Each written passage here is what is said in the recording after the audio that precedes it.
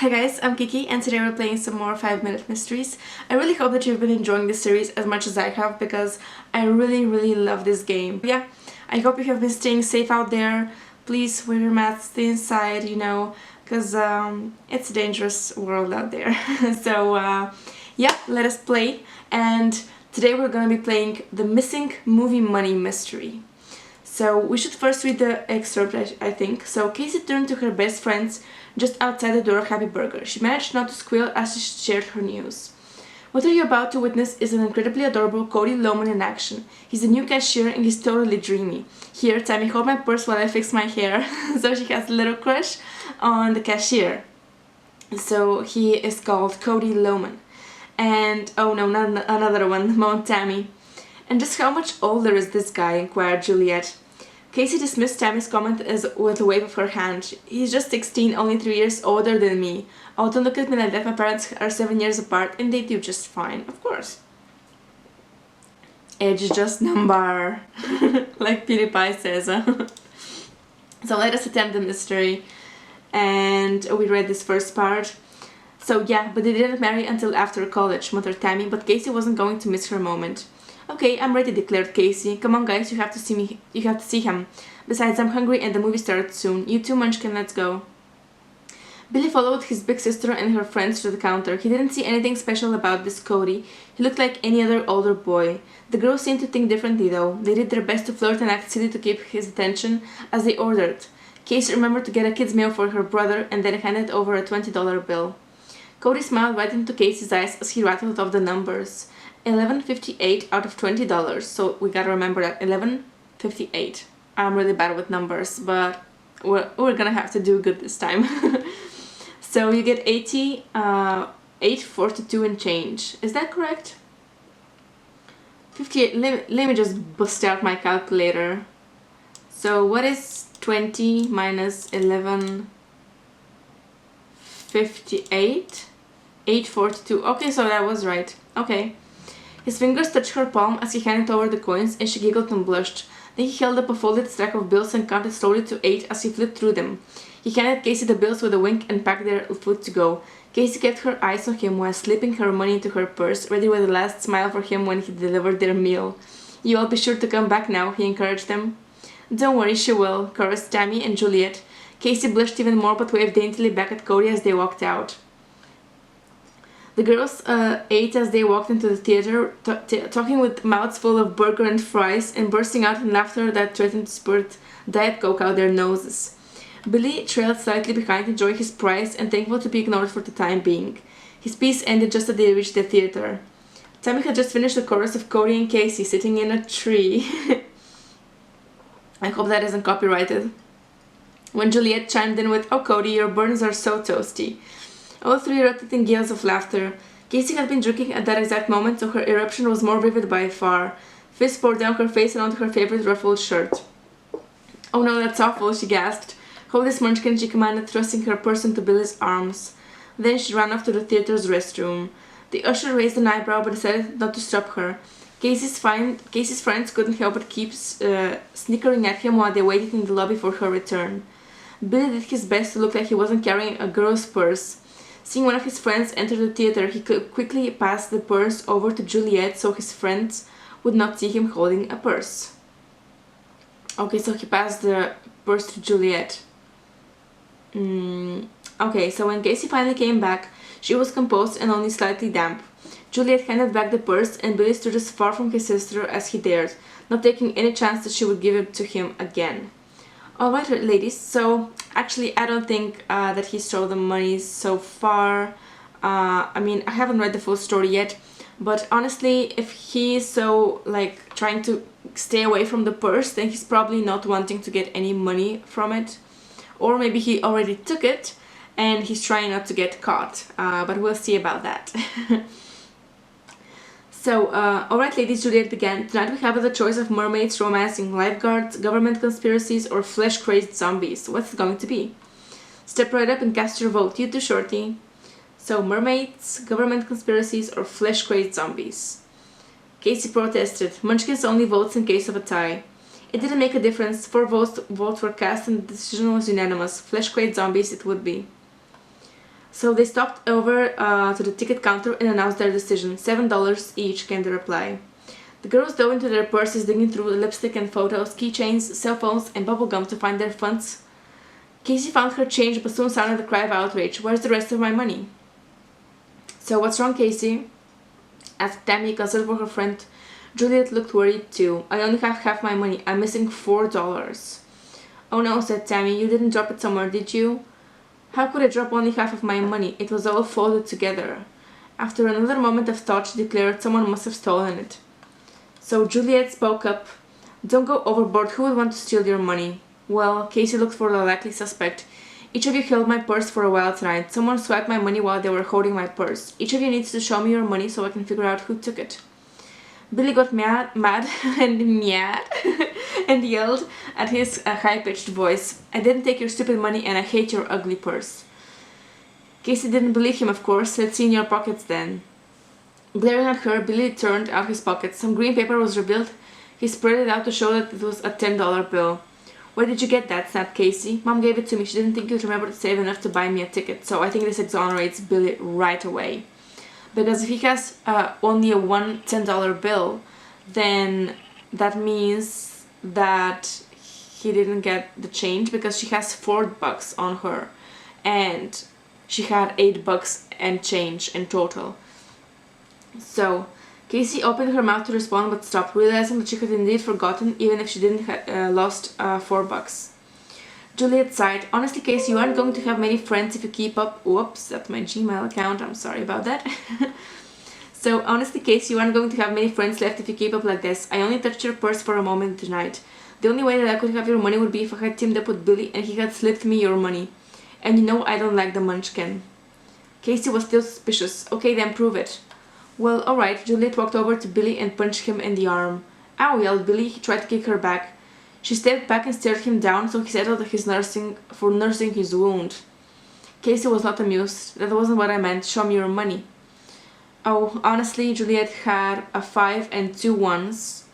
Just enough for the movie. So a 5 and 2 ones. So that's $7. So Juliet could have been the one that took it. That took some of it.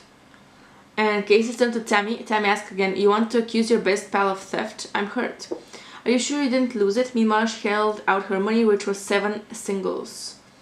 Before Casey could yell at Tammy, she stepped in. No, she didn't lose it, and I know who did take it. So Casey stared at her. Alright, I'll tell you, but you have to stop acting like a freak. Casey nodded humbly. With everyone waiting and listening to her, Juliet explained. So could it be Juliet? Let me just go back and check this out again. Oh, he handed over coins. So it wasn't Billy. He handed over coins to her. He did not hand any any like paper bills, banknotes rather. So he handed over the coins, which I think would incriminate. Wait, who was it? Who got the coins? $10 bill and a 5 and 2 ones. Oops, excuse me. Just enough for the movie. So it's not her. Who did take it? Wait, let me... where was that? Wait, let me just check this shizzle. This exonerates Juliet. So it's either Cody. Oh, could it be Cody?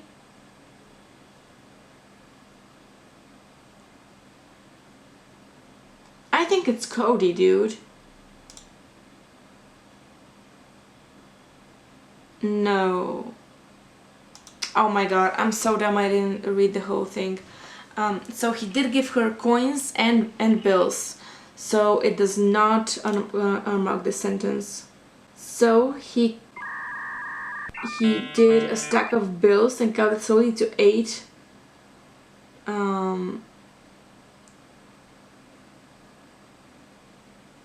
So he had 42 coins. And so how much is this divided by 2? 421. So some of them have to have 421. It's not little Billy because he only has like one bill of like 10 bucks. So let me just... Okay, this is like big brain time, dude. Many hours later.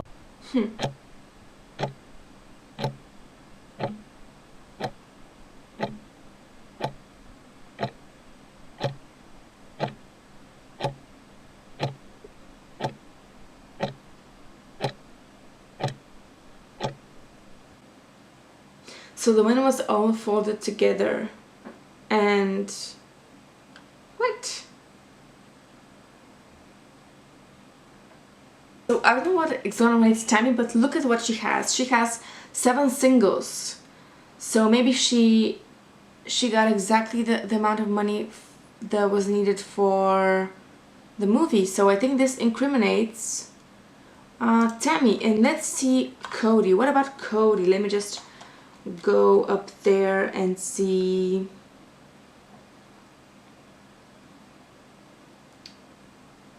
The coins and a folded stack of bills counted to 8. He handed the bills with a wink and packed their food to go. I think this exonerates Cody, honestly, and I think the guilty subject is Tammy. Let me just see. Is it true, please? Oh my god, no. How could it not be Tammy, dude? So oh my god. So let's see what we did get correct. So this exonerates Juliet. Juliet has 5 and 2 ones, just enough for the movie, and Billy is also exonerated. So let me just click here to read the full solution. While each of us touched your purse, that does not mean that we each had a chance to take your money. Even if Tammy has 7 singles, unless Tammy can travel in time, I don't see how she could have taken your change before you even got it. Oh, that's correct, because, oh my god, I'm so dumb. I didn't even take into account that we had to not only count the money, but also see how much time each of them spent on, while they were having the purse in their hands. But yeah, that's something, that's very bad. I didn't notice that at all. So, he only has a $10 bill. He obviously does not have your 4 singles. Likewise, I only have a 5 and 2 ones, so I did not take it. We've said that none of us took your money, and that you didn't lose it, right? And that leaves just one other person who touched your money tonight. And don't worry, I'll give it right back to you. Oh my god. Casey looked blank, so Juliet continued. Hesitantly, Casey gave her $4 bills. Juliet demonstrated carefully, first holding the stack of bills in half, then counting down the ends one by one. 1, 2, 3, 4, 5, 6, 7, 8. Here's your $8, ma'am. Casey gasped as she took the money back. Cody shouted. He distracted me with his charm while he stole my money. Tammy and Juliet both rolled their eyes but nodded in agreement. The 4 hurried back to Happy Burger and found Cody's manager. He fired the unfortunate thief, gave Casey her $4 back, and offered them all complimentary drinks as an apology. They made it so basically what he did was like, instead of counting each bill separately, like you should count them, he counted them while they were folded in half, so 4 by 2 makes $8. So they made it back to the theater in regular time, missing only most of the previews, and when the flesh-crazed zombies turned out to be uproariously funny, they all wound up laughing I meant to say coke out of their noses, except for Billy, that is. He fell asleep. Of course, he's a little kid, of course he fell asleep. So yeah, that actually makes a lot of sense. I'm not sure how I didn't catch that at all. But yeah, it was a fun little mystery. I really enjoyed it. Please leave a like if you enjoyed it as well. And I guess I'll see you. You know what? Let's do another one. Yeah, let's do another one. We have a 2 mystery episode today. So let's go to the mystery archives right here. Go on, I clicked on it. And I'm looking for something that has like, oh excuse me, that has like more than 60% solve rate, because I'm still not really good at this. So let's go to page 3, And check this out. 60 Riddles of the Confederate Spy, Thin Ice. Let's do Thin Ice by Laird Long. And it's actually a pretty recent one. It's only from a couple of months back. So the solve rate is 60%, average time is 5 minutes, and 4 clues. Average score is 7. So let us attempt this mystery. Here she goes, boys, Tom Carson called, turning on the hose and letting the water loose. He triumphantly swept the nose back and forth, spraying the water onto the plastic liner of the hockey rink he had built in his own backyard with the help of his son, Tom Jr. So let's see the suspect list. It's Hortense Lacombe, Joe Tucker, Mikey Chanowski, and Shea Callaghan. So the ring was 1/4 scale of an NHL rink, complete with wooden boards, plexiglass partitions, floodlights, and even an electronic scoreboard mounted at one end. It had taken 2 Toms all summer to fall to build, and now with temperatures plummeting, it was finally ready to be put into operation. So, just think, Tom Sr. said, throwing an arm around his son's shoulders as he guided the hose with the other. You'll be able to practice and play all winter long right here in your own backyard, just like Wayne Gretzky's when he was your age. Super Dad, Tom Jr., known as TJ, enthused. The spunky 11-year-old was an even bigger hockey aficionado than his father, following the local AHL team, the Manitoba Moose, with a true fan fervor.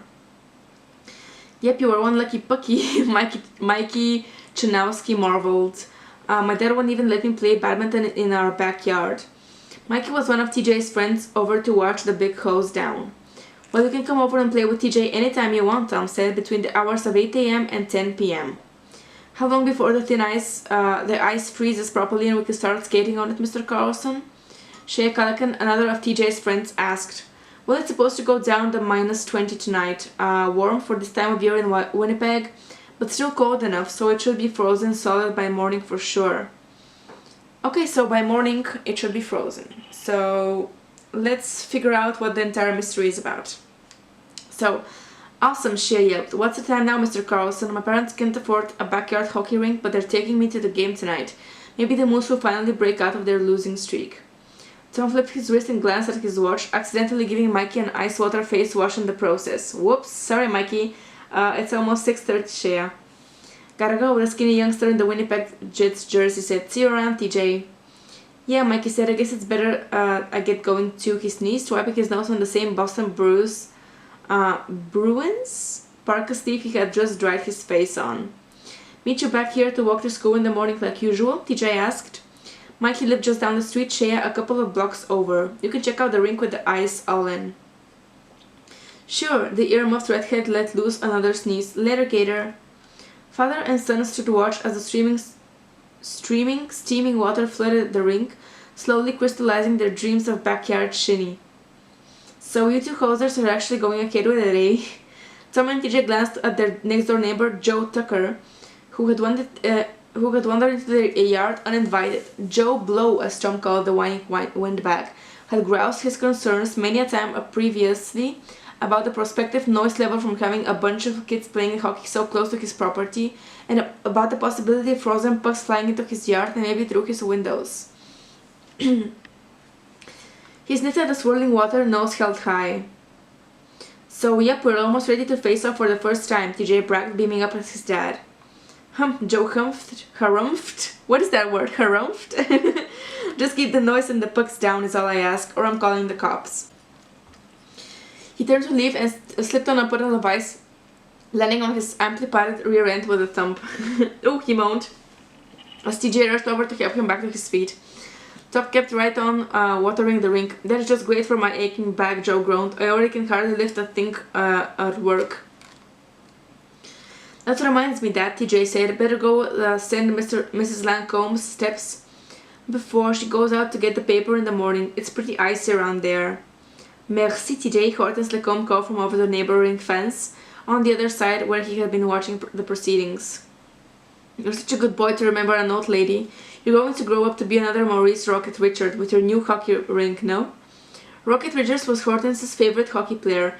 Her father had taken her to see the Hall of Famer played at the old Montreal Forum when she was just a child many, many years ago. More like Alexander Bolduc, TJ replied, naming his favorite player on the current Moose roster. So, TJ was up at the crack of dawn the following morning, anxious to see the new ice on the new rink. He listened to the sportscast on the radio as he threw on his clothes, cheering when he heard that his beloved Moose had finally broken out of their slump with a late goal in overtime. Then he pulled on his boots and parka and raced out into the backyard. His father was standing by the hockey rink, his shoulders slumped. "Someone vandalized our rink last night," the man groaned, "poured salt all over the ice and ruined it." TJ stared at the cratered and pock-marked ice surface where the salt had melted through it, at the empty 25-pound bag of road salt that had blown into a corner of the messed-up rink. The salt was commonplace brand that people all over Manitoba used on their driveways and walkways and steps in the wintertime to melt ice and improve traction. "Telephone TJ," his mom called from the back door. It was Mikey Janowski's mother, informing TJ that Mikey wouldn't be stopping by his house to walk him to school, since he was sick in bed with the flu. Why would he be sick? Wasn't he the one who wiped his little snot on his, Yeah, he was sick since yesterday, so this exonerates Mikey. "That's tough," TJ responded. "Yesterday, as Mikey's mother agreed, he was sneezing and coughing so badly when he got back from your house last night. I had to put him straight to bed, so I'm gonna unmark this and exonerate Mike Chanowski." I almost said Wachowski, which reminds me of like the Matrix. If you know, the creators are the Wachowski sisters. So yeah. No sooner than TJ hung up when the phone rang again. This time it was Shea, asking if he could come over to play hockey. "Cool your jets, Golden Jet," TJ replied dejectedly. "Someone ruined the ice. How was the Moose game anyway?" "Ruined the ice?" Shea shrieked over the phone. "Ah man, that reeks. The Moose game wasn't bad. Same old, you know." So it wasn't the same old. Oh my god, it's little Shea. This incriminates Shea right away, and I'll tell you how I know that. Because the Mooses, or like the Moose team, they were always on a losing streak, but this time they were actually winning. So if it was same old, they would have not won this time. Which means that little Shea, or Shia, didn't actually watch the game, didn't go to the game at all. So let us get the other clues. I think it's not Joe Tucker, and I'll tell you why. Let me just find this. Oh, there we go. This exonerates Joe Tucker because he is the Hortense Lacombe, who is, of course, she's innocent. I totally believe that. Oh, of course, I know how. She doesn't have any salt to pour on her own doorstep, so actually she couldn't have any salt, so where will she get this back? Let me just mark this.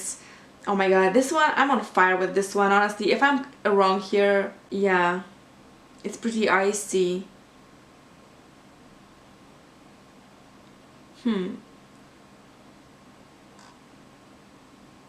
Let me just, this exonerates Hortense, so it's Shea, so I'm solving the mystery, guys. I think I got all of them correct.